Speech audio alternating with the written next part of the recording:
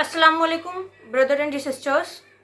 एक ये छोटी सी वीडियो बना रही हूँ मैं बस कि इसमें बहुत से बच्चों को डाउट आ रहे थे कि पीवाईक्यूज़ को कब करें, कैसे करें और कौन सी बुक यूज़ करें और कितने बार करें। ये सब बहुत से डाउट थे बच्चों के, तो मैं इस वीडियो में ये कवर करूँगी। So let's start the video. सबसे पहले तो कि कब करना चाहिए मैं अपने बताती हूँ मैं कैसे करती थी। जैसे कि कोई चैप्टर मैंने करा, लेक्चर्स ले लिए मैंने, उस पूरे चैप्टर जब कवर हो जाता है मेरा, तो उसके बाद पीवाईक्यूज़ करना चाहिए। उसका रीज़न ये है क्यों करना चाहिए उसके बाद ही, क्योंकि देखो जब हम चैप्टर पढ़ते हैं ना तो बहुत से ऐसे टॉपिक्स होते हैं, कुछ एक्स्ट्रा हो जाते हैं, कुछ कभी कभी मतलब चैप्टर बहुत ज़्यादा ही बड़ा हो जाता है और कुछ इररिलेवेंट टॉपिक्स पढ़ लेते हैं हम, और टीचर्स भी करा देते हैं, मतलब थोड़ा बहुत एक्स्ट्रा करा देते हैं। बट ये कि हमें ये पता होना चाहिए हमें किस पे ज़्यादा फोकस करना है, किस पे कम फोकस करना है। सो वो हमें वो पीवाईक्यूज़ करने से पता चलेगा।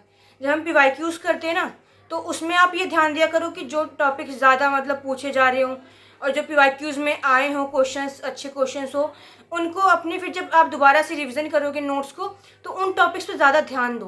वो एक इम्पॉर्टेंट टॉपिक हो जाता है। तो इस वजह से जब चैप्टर कंप्लीट हो जाए तो पीवाईक्यूज़ सबसे पहले करना चाहिए। इसे एक आइडिया रखता है कि हमें किस टॉपिक पे ज़्यादा ध्यान देना है। और एक डाउट ये भी होता है कि बच्चों को कि पीवाईक्यूज़ करना ज़रूरी है कि नहीं ज़रूरी है। फर्स्ट ऑफ ऑल मैं बता दूं कि आप खुद एनालाइज करें पेपर को। पीवाईक्यूज़ से 50 to 60% को पेपर पीवाईक्यूज़ से आता है, मतलब बिल्कुल एज इट इज़ नहीं, बट पीवाईक्यूज़ से 50 to 60% क्वेश्चन आता है। तो लेकिन पीवाईक्यूज़ करने का भी एक तरीका होता है कि देखो पीवाईक्यूज़ को मैं कैसे करती थी बताती हूँ आपको।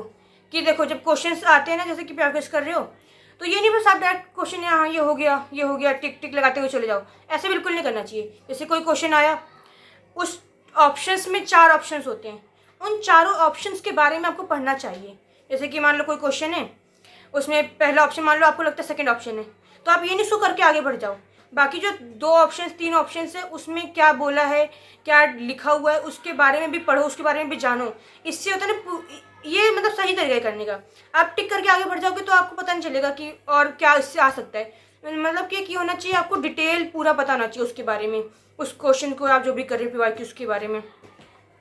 क्योंकि एज इट इज़ तो कभी नहीं आता, मतलब एक दो क्वेश्चन एज इट इज़ आ जाते हैं, बट एज इट इज़ ऐसे कि बिल्कुल ये नहीं कि पूरा आ जाता हो।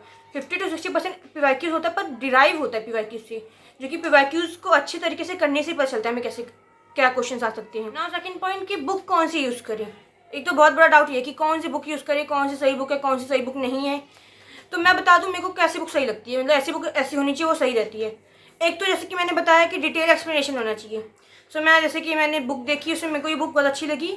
इसमें यह है कि ना, जैसे कि जो पीवाईक्यूज़ आया उसका आंसर है, फिर बाकी पूरा डिटेल एक्सप्लेनेशन भी है उसका, और यही चाहिए होता है हमें। क्योंकि कई बार ऐसा होता है कि हम करके आगे निकल जाते हैं बट एक्सप्लेनेशन ढूंढने जाते हैं, फिर ये सब बहुत टाइम वेस्ट होता है सब में। तो अगर बुक में साथ में एक्सप्लेनेशन दिया हो तो सही रहता है बहुत। तो फिर मैं बता दूं आपको उसके लिए, मतलब ये बुक बहुत अच्छी बुक है, एडुकार्ड की है, जो चैप्टर वाइज और टॉपिक वाइज सॉल्यूशंस है पूरे। इसमें ऐसा है ना कि मेरे को क्या अच्छा लगा इस बुक में, ये है ना कि पूरा डिटेल एक्सप्लेनेशन दे रखा है और बिल्कुल अच्छे से एक्सप्लेन कर रखा है। इससे ये होता है ना कि आपको बार बार इधर उधर जाना नहीं पड़ेगा कि आप डिटेल देखो क्या है इस क्वेश्चन का, आपको उसी बुक में साथ में मिल जाएगा। और इसमें सबसे अच्छी बात मेरे को क्या लगी कि इसमें जैसे कोई कोई निमोनिक होते हैं हमें याद करने के लिए, कुछ जैसे कि बायो में हो गया, और निमोनिक चाहिए होते हैं ना कि ये चीज़ हमें जल्दी से याद हो जाए, तो इसमें निमोनिक भी दे रखी है उस चीज़ों की। और ऐसे हमें अदरवाइज इधर उधर ढूंढनी पड़ती है निमोनिक क्या करें, इसकी टीचर्स भी बता देते हैं बट ढूंढना पड़ता है, थोड़ा मतलब टाइम वेस्ट होता है इस समय। और इसमें जितने भी नीट का पेपर जब से हुआ था 2013 से स्टार्ट हुआ था, 2023 का भी पेपर इसमें दे रखा है, सारा इंक्लूड कर रखा है। इवन AIPMT का जो पहले होते थे वो सब पे इंक्लूड कर रखे हैं इसमें, और बहुत अच्छे से एक्सप्लेन कर रखा है। और इवन मैं बता दूं कि इस बार जो नीट का पेपर था 2023 का, मोर देन 60% क्वेश्चन जो थे पीवाईक्यू से आए थे, बट डायरेक्ट नहीं आए थे, ऐसे आए थे कि डिराइव थे पीवाईक्यू से।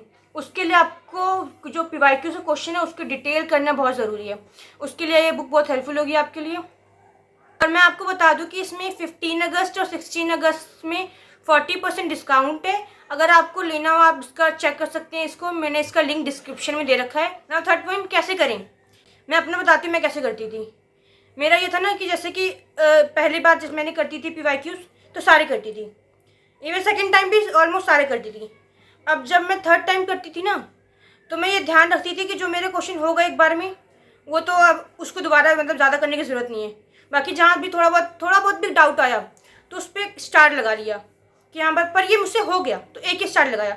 पर एक डाउट है कि अभी थोड़ा बहुत मतलब टाइम लगा मुझे इसमें, तो एक स्टार लगाते हुए चलो। और बाकी जो नहीं हो पाते थे, बिल्कुल ही नहीं पाते थे, उस पर डबल स्टार लगा दो, एक सर्कल भी लगा दो, ताकि आपको डायरेक्ट दीजिए कि आपसे क्वेश्चन नहीं हुआ। और वो मतलब आपको करने, उस पर ज़्यादा ध्यान देने की ज़रूरत है। और इवन उस टॉपिक पे आप अपने लेक्चर नोट्स पे, इन सब पे भी ज़्यादा फोकस करें उस वक्त, फिर कि ऐसा क्या है कि आप नहीं कर पाए उस पर। और ये भी है कि जब आप फिर कितने बार रिवाइज करें, ये भी आप डाउट होता है ना कितने बार हमें करना चाहिए PYQs को। और ये है कि कितने बार करना चाहिए, देखो करना तो चाहिए जितने बार आप कर लो, मैक्सिमम 7-8 टाइम्स तो करना ही चाहिए PYQs को। बट ये है कि हम सारे क्वेश्चन हर बार नहीं कर सकते, 7-8 बार। तो यही है ना कि जैसे स्टार मार्क कर लिया, डबल स्टार कर लिया, तो जिस एक तो जो हो गया उनको अब दोबारा करने की जरूरत नहीं, वो आप कर लोगे, इतना तो है ही। बाकी जो स्टार मार्क वाला है उस पर करने की जरूरत है। और इसमें डबल स्टार मार्क कर रखा है, उसको तो ज़रूरी है कि आप उसको बार बार करें। और इवन ये है कि 7-8 बार ज़रूर करें आपको जो PYQs को। और मैं अपना बता दूँ, मेरा जो एक अलग पॉइंट था सबसे, मतलब जो मेरे को सही लगता था अपना, कि मैं रिवीजन के लिए ज़्यादातर, जैसे कि कोई चैप्टर मेरे को रिवाइज़ करना है, जैसे मैंने कोई चैप्टर बहुत 1-2 महीने पहले पढ़ा था, अब मेरे को चैप्टर रिवाइज़ करना है, तो मैं कैसे करती थी, मैं सबसे पहले उसका PYQs करती थी।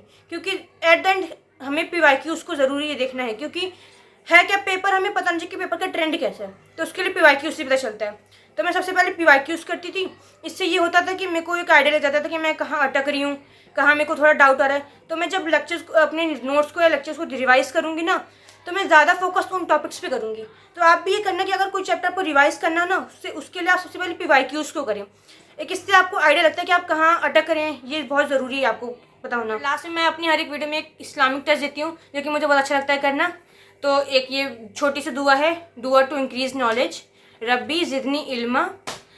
आप ये दुआ ज़रूर पढ़ा करें अपनी मतलब स्टडीज़ को स्टार्ट करने से पहले। तो बस अपने इतना ही, वीडियो को ख़त्म करती हूँ।